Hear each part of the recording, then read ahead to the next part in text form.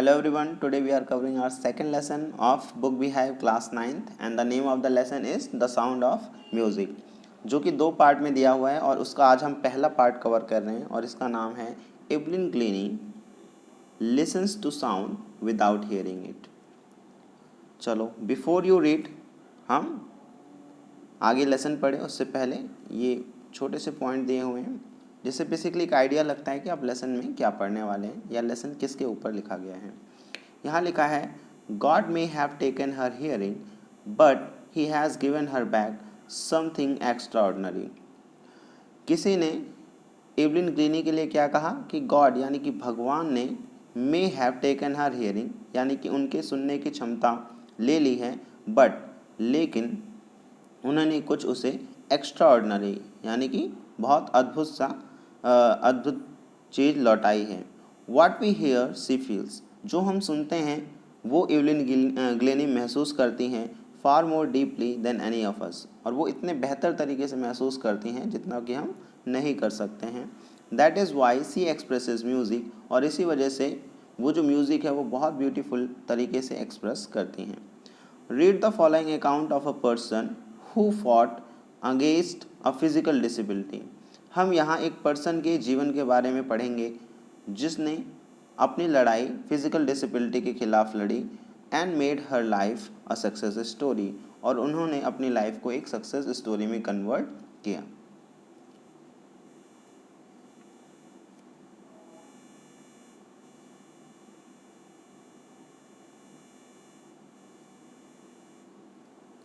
Lesson शुरू हो रहा है। जो फर्स्ट पैरा है उसमें कहा गया है rush hour crowds jostle for the position on the underground train platform. जो क्राउड है वो अंडरग्राउंड ट्रेन प्लेटफॉर्म पर पहुंचना चाह रहा है और इसलिए वो जॉसल कर रहे हैं, यानी कि जब भीड़ होती है और भीड़ कहीं जाना चाह रही है तो बेसिकली वो एक आपस में धक्का मुक्की करते हुए या वो आगे बढ़ रहे हैं और इसकी वजह से क्या हो रही है, धक्का मुक्की हो रही है ना। For the position on the underground train platform a slight girl looking, जॉसल का मतलब होता है धक्का मुक्की करना।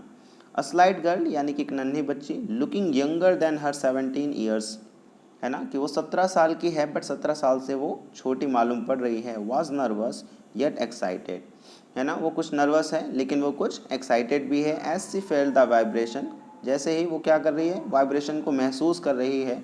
ऑफ द अप्रोचिंग ट्रेन, यानी कि उस प्लेटफॉर्म पर एक ट्रेन बस आने ही वाली है और उसकी वाइब्रेशन को वो महसूस कर पा रही थी। It was her first day at the prestigious royal academy of music. वहाँ पर रॉयल अकेडमी ऑफ म्यूज़िक यानी कि एक म्यूज़िक स्कूल है जहाँ पर एवलिन ग्लीनी यानी कि इस नन्ही छोटी बच्ची का पहला दिन है। यह लंदन में पड़ता है and daunting enough for any teenager fresh from a Scottish farm. और यहाँ पर कहा गया है कि वो स्कॉटिश फार्म यानी कि स्कॉटलैंड से बिलोंग करती हैं, और क्योंकि वो एक टीनेजर हैं, है ना, और किसी भी टीनेजर के लिए ये बिल्कुल एक नर्वस या डॉन्टिंग, है ना, डॉन्टिंग का मतलब क्या हो गया, भयावह, डरावना, है ना, एक डरावनी चीज़ हो सकती है क्योंकि आज पहला दिन है, वहाँ क्या होगा, है ना, उसका ऑडिशन है, वो कैसा परफॉर्म करेगी, तो इन सब चीज़ों को लेकर के नर्वस हैं। तो ऐसा किसी भी टीनेजर के साथ हो सकता है।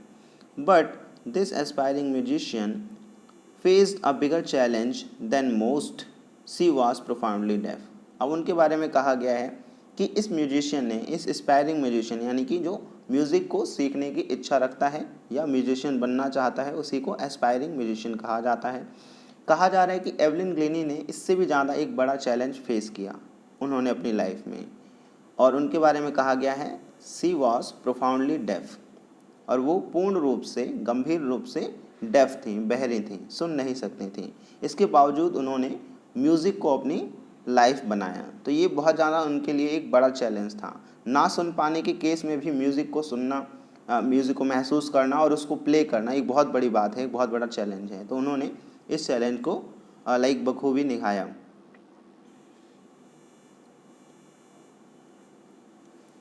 Evelyn Glennie's loss of hearing had been gradual. जो एवलिन ग्लीनी थी उनका लॉस ऑफ हियरिंग यानी कि सुनने की जो क्षमता है, हैड बीन ग्रेजुअल, है ना, वो बहुत स्लो थी, बहुत धीरे धीरे हो रही थी। Her mother remembers noticing something was wrong. है ना, उनकी मम्मी को याद है कि उन्होंने इस बात को नोटिस किया कि कुछ तो गड़बड़ है। When the 8-year-old Evelyn was waiting to play the piano, कि जो 8 साल की एवलिन थी, यानी कि 8 साल की उम्र में एवलिन ने क्या किया था, इस बात से उनकी मदर ने ये गैस किया कि कुछ तो गड़बड़ है और वह पियानो बजाने के लिए बैठी थी। दे कॉल्ड हर नेम, उनके मम्मी पापा ने उनका नाम पुकारा। एंड सी डिडंट मूव, लेकिन वह जरा भी मूव नहीं करती हैं। I suddenly realize she hadn't heard, है ना, तो उनकी मम्मी कहती हैं कि मैंने ये महसूस किया कि उसने जो हमने, क्योंकि उनके पेरेंट्स ने उनके नाम को पुकारा, तो उनकी मम्मी ने कहा कि भाई हमने इस चीज़ को महसूस किया कि उसने सुना नहीं। For quite a while Evelyn manage to conceal her growing deafness, conceal का मतलब होता है छुपाना, तो उन्होंने कुछ समय के लिए, एवलिन ने अपनी ग्रोइंग डेफनेस, क्योंकि वो लगातार उनका जो बहरापन था, ना सुन पा रही, वो सुन नहीं पा रही थी, उस चीज़ को वो छुपा रही थी। From the friends and the teachers, वो अपने दोस्त और टीचर्स से इस बात को छुपा रही थी कि वो सुन नहीं पाती हैं ढंग से।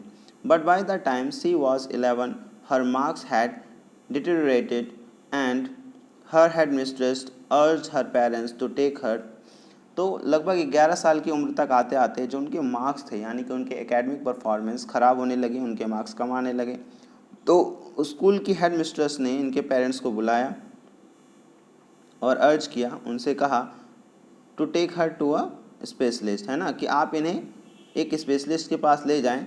It was then discovered that her hearing was severely impaired as a result of gradual nerve damage, क्योंकि नर्व डैमेज की होने की वजह से वो सीवियरली इम्पेयर्ड हो गई थी, यानी कि अब बिल्कुल उनका जो नर्व सिस्टम था वो डैमेज था, इस वजह से वो सुन नहीं पा रहे थे। सीवियरली का मतलब हो गया गंभीर रूप से, जो उनका कान था या सुनने की क्षमता थी वो ख़त्म हो रही थी।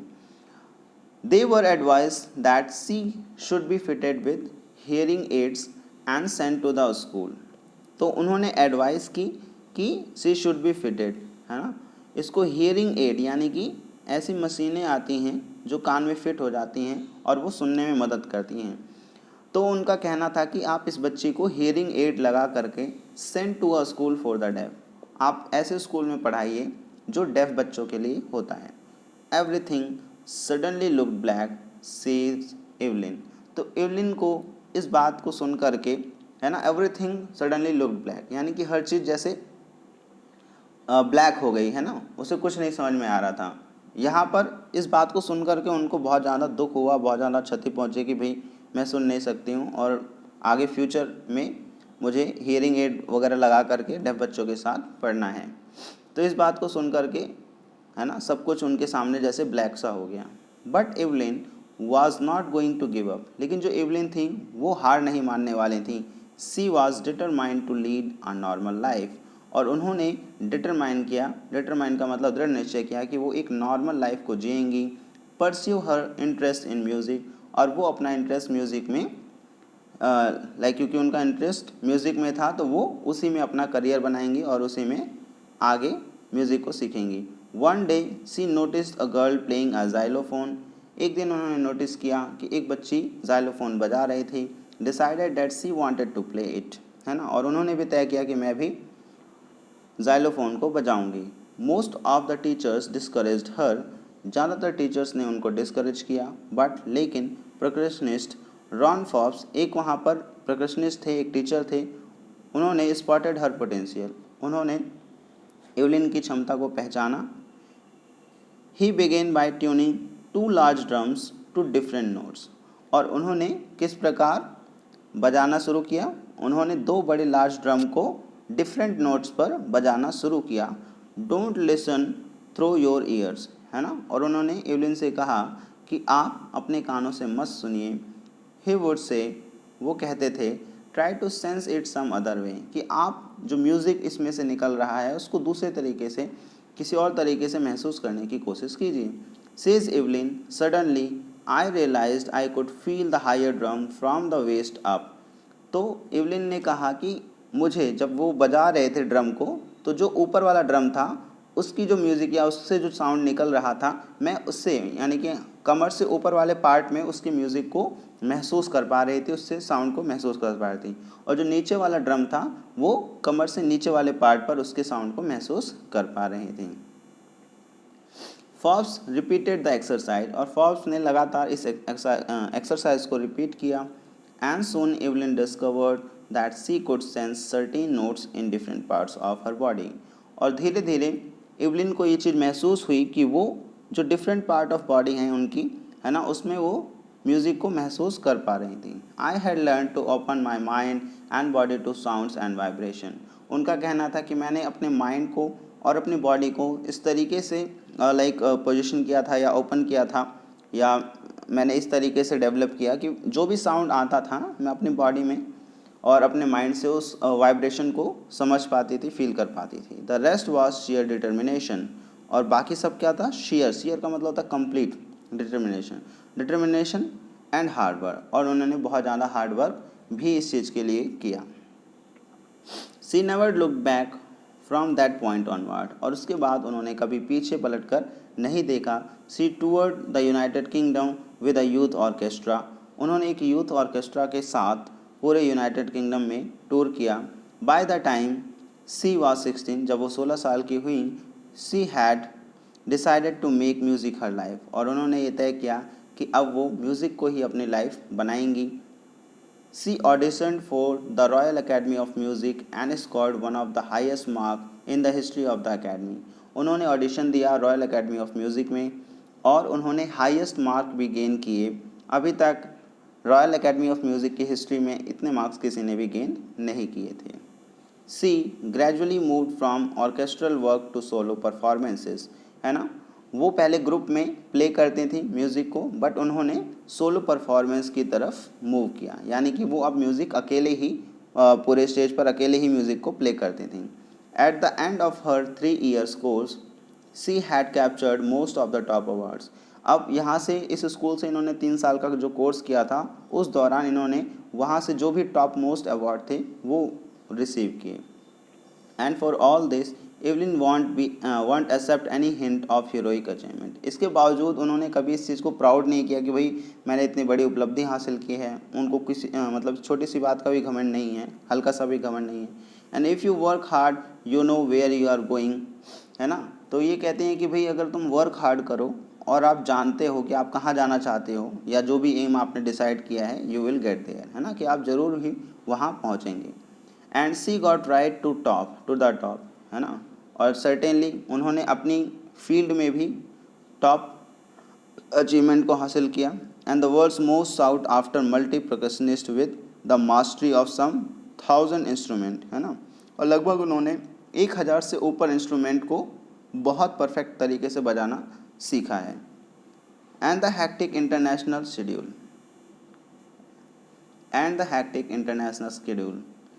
It is intriguing to watch Evelyn function so effortlessly without hearing it, है ना, इसके बावजूद कि उनका जो शेड्यूल रहता है वो बहुत ज़्यादा हैक्टिक रहता है, यानी कि बिजी शेड्यूल है। इट इज़ इंट्रिगिंग, ये क्लियर है, टू वॉच इंटरेस्टिंग है या रुचिकर है ना, इसका मतलब क्या हो गया, इंटरेस्टिंग या रुचिकर। To watch Evelyn function so effortlessly, है ना, कि जो एवलिन है जब वो म्यूज़िक प्ले करती हैं तो वो बहुत एफर्टलेसली, यानी कि बिना किसी, है ना, परेशानी के, बिना किसी, है ना, लगता ही नहीं है कि वो कुछ एफर्ट कर रही हैं, है ना, बिना एफर्ट के ही वो बहुत ईजिली तरीके से म्यूज़िक को प्ले कर लेते हैं। In our 2 hour discussion she never missed a word, men with bushy he beards give me trouble, she laughed. अब ये एक मीटिंग हो रही है, यानी कि डेब्रा कावले के बीच और इनके बीच मीटिंग हो रही है जिसमें इनका इंटरव्यू लिया। तो उन्होंने कहा कि लगभग 2 घंटे के डिस्कशन में, है ना, उन्होंने एक भी वर्ड मिस नहीं किया, क्योंकि अक्सर क्या होता है अगर कोई व्यक्ति सुन नहीं पा रहा है तो चांसेस हैं कि वो सामने वाले व्यक्ति की बातों को ना समझ पाए या कुछ ज़रूर मिस कर दे। बट यहाँ पर जो इंटरव्यू ले रहे हैं डेब्रा कावले, उन्होंने कहा कि उन्होंने एक भी शब्द को मिस नहीं किया। सी लाफ्ड, वो हंसती हैं। एंड इट इज़, ये एक पिक्चर है छोटी सी, है ना, it is intriguing to watch, यानी कि बहुत ज़्यादा रुचिकर होता है, बहुत ज़्यादा इंटरेस्टिंग होता है to watch Evelyn function so effortlessly without hearing, है ना, कि भाई वो बिना सुने भी इतना बढ़िया म्यूज़िक बजा लेती हैं। इस चीज़ को देखना और सुनना बहुत ही ज़्यादा इंटरेस्टिंग होता है।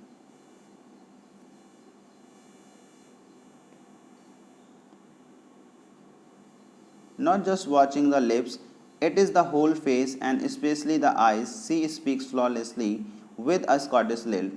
तो वो कहते हैं कि भाई मुझे ऐसा नहीं है कि सिर्फ, है ना, लिप्स देखने होते हैं, मुझे पूरा फेस देखना होता है और स्पेशली मैं आइज़ को देखती हूँ और उसी से मुझे आइडिया लगता है कि सामने वाला व्यक्ति क्या कह रहे हैं। और फ्लॉलेसली का मतलब होता है बिना किसी गलती के, है ना। और वो स्कॉटिश लिल्ट में बात कर रहे थे। लिल्ट का मतलब एक्सेंट से है, यानी कि वो वहाँ से बिलोंग करती हैं तो वहाँ के ही एक्सेंट में वो बातचीत कर रही थी। My speech is clear because I could hear till I was 11 she says. वो कहती हैं कि भाई मैं इसलिए भी अच्छी तरीके से बातचीत कर लेती हूँ क्योंकि मैं जब तक 11 साल की थी तब तक मैं अच्छे से सुन बोल सकती थी।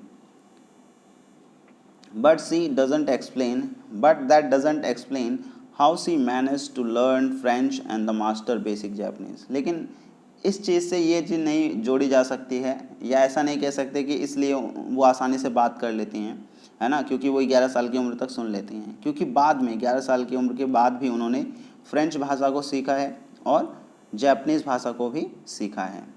As for music she explain, है ना, और म्यूज़िक के बारे में वो क्या कहती हैं, it pores in through every part of my body, है ना, कि वो कहते हैं कि जो म्यूज़िक है वो मेरी बॉडी में हर पार्ट के थ्रू एंटर करता है। इट टिंगल्स इन द स्किन, वो मतलब टिंगल करता है, टच करता है स्किन में, यानी कि वो स्किन से महसूस कर लेती हैं। माई चीक बोन्स, है ना, वो अपनी चीक बोन से महसूस करती हैं। इवन इन माई हेयर, यहाँ तक कि वो अपने बालों में भी उस म्यूज़िक को महसूस कर पाती हैं। When she plays the xylophone, जब वो जाइलोफोन बजाती हैं, she can sense the sound passing up the stick into her fingertips, है ना, कि जब वो प्ले करती हैं जाइलोफोन तो जो स्टिक होती है वहाँ से वो वाइब्रेशन को अपने फिंगर टिप पर महसूस करती हैं। And by leaning against the drums she can feel the resonances flowing into her body, है ना, और वो जब ड्रम बजाती हैं, है ना, तो उसका जो साउंड है, रेजोनेंस है, यानी कि वाइब्रेशन है, कंपन है, वो भी उनके बॉडी में वो फील कर पाती हैं। On a wooden platform she removes her shoes so that the vibration pass through her bare feet and up her leg, है ना। तो अगर कोई प्लेटफॉर्म जो कि लकड़ी का बना होगा तो वो क्या करती हैं, अपने जूते उतार देती हैं ताकि जो वाइब्रेशन है ना, वो उनके बेयर फीट, यानी कि बेयर फुट मतलब नंगे पैरों से होते हुए उनकी बॉडी में वो महसूस कर सकें।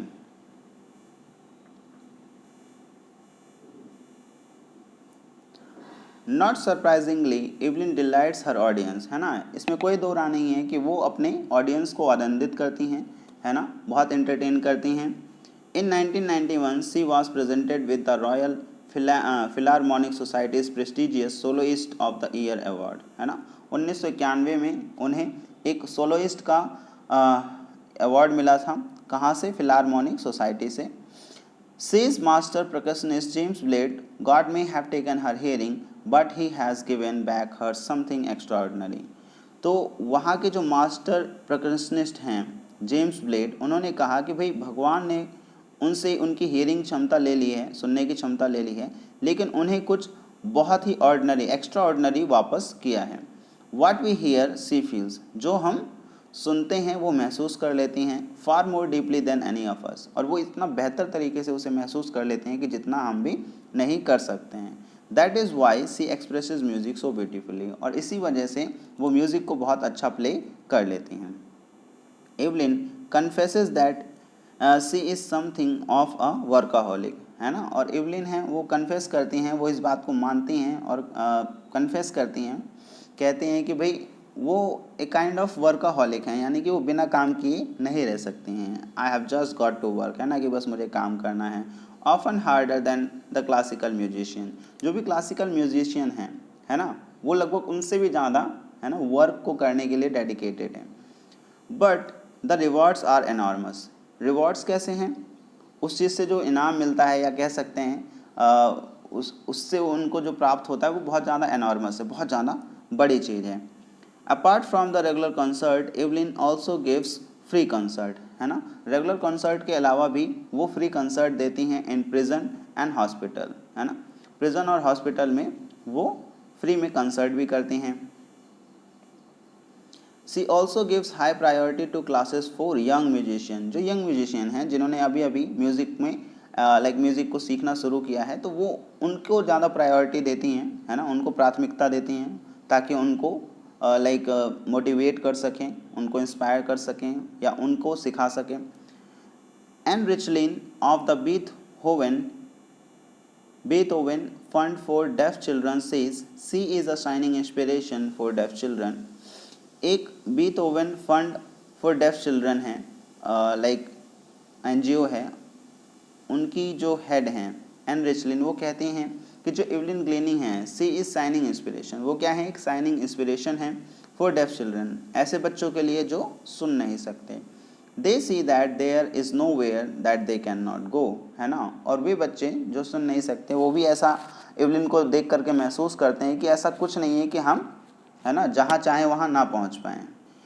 Evelyn Glennie has already accomplished more than most people twice her age, है ना। जितनी उम्र में उन्होंने जो हासिल किया है उससे लगभग डबल उम्र के लोग भी, है ना, उससे लगभग डबल उम्र के लोग भी उतना कुछ हासिल नहीं कर पाते हैं। She has brought percussion to the front of the orchestra and demonstrated that it can be very moving, है ना। और वो ऑर्केस्ट्रा जो कि एक ऑर्केस्ट्रा में मेनली जो होता है गिटार होता है या पियानो होते हैं, है ना, उनको लोग, है ना, ज़्यादा फोकस करके देखते हैं बजाए करके परकशनिस्ट के, यानी कि ढोल और तबला इस सब चीज़ को बहुत कम। तो उन्होंने उस ऑर्केस्ट्रल परफॉर्मेंस में परकशन को आगे लेके आई और लोग, है ना, लोगों ने ये महसूस किया कि भाई जो इसका म्यूज़िक है यानी परकशन का भी म्यूज़िक है ये तो और भी बेहतर है ना, बहुत सुंदर है। She has given inspiration to those who are handicapped, उन्होंने एक इंस्पिरेशन दी है ना, एक मोटिवेशन दिया है उन लोगों को भी जो हैंडीकैप्ड होते हैं, है ना। People who look to her and say, जो लोग उन्हें देखते हैं वो कहते हैं कि if she can do it, कि अगर वो कर सकती है तो मैं भी कर सकता हूँ। And not at least she has given the enormous pleasure to millions, है ना। और उन्होंने यहाँ तक ही सिर्फ इतना नहीं है, एनॉर्मस प्लेजर यानी कि बहुत ज़्यादा प्लेजर दिया है टू मिलियंस, यानी कि जो भी उनका म्यूज़िक सुनता है वो बहुत ज़्यादा प्रफुल्लित होता है, आनंदित होता है या बहुत ज़्यादा खुशी महसूस करता है। सो ये जो पीस ऑफ राइटिंग थी वो डेब्रा कावले के द्वारा है, इन्होंने इंटरव्यू लिया और उनके बारे में पूरी डिटेल यहाँ पर दी है। आशा करता हूँ ये लेसन आपको समझ आया होगा। आगे मिलते हैं इसके सेकंड पार्ट में, जो है बिस्मिल्लाह खां के बारे में, वो भी एक म्यूजिशियन है। सो उनके बारे में हम पढ़ेंगे और जानेंगे अगले पार्ट में। तब तक के लिए बाय बाय।